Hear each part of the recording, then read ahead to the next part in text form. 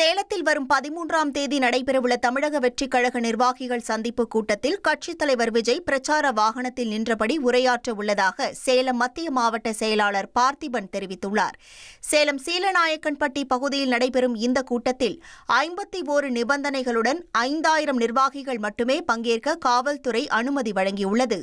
பொதுமக்களுக்கு அனுமதி இல்லை என்றும் விஜயின் உரையை தொலைக்காட்சி வாயிலாக கேட்கலாம் என்றும் தெரிவிக்கப்பட்டுள்ளது. பாதுகாப்பு பணிக்காக காவல்துறையுடன் இணைந்து 400க்கும் மேற்பட்ட தன்னார்வலர்கள் ஈடுபட உள்ளனர்.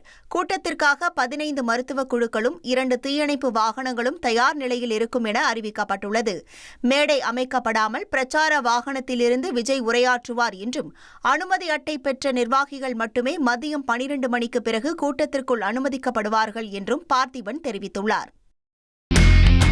இனி செல்லும் இடமெல்லாம் செய்தி. தந்தி டிவியின் வாட்ஸ்அப் சேனலை ஃபாலோ பண்ணினா செல்லருக்கும் இடமெல்லாம் செய்தி. இதோ QR கோட் இப்பவே ஸ்கேன் பண்ணுங்க, ஃபாலோ பண்ணுங்க.